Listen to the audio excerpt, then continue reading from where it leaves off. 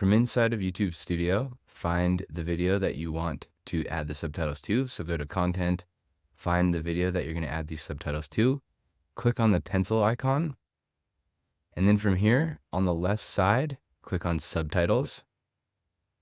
And here are your video subtitles. Click Add Language.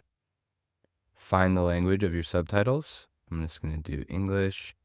And then over here, there's going to be a little pencil next to the language that you added or that you want to add subtitles for. And actually, the bottom ones are automatic captions, so I'm not going to worry about those. I'm going to do the one that I just added, which was just the plain English. I'm going to come to Add. I'm going to say Upload File with timing so that it'll be synced up with your voice. Hit Continue. And then it's going to do a browse through your computer. And I have a .srt file, but you can add any type of subtitle file that your video editing software allows you to download.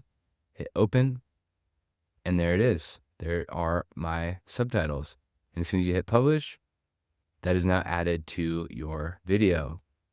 Now, as for what type of files are supported, you have over 16 different file types. So a very common one is .srt or .vtt.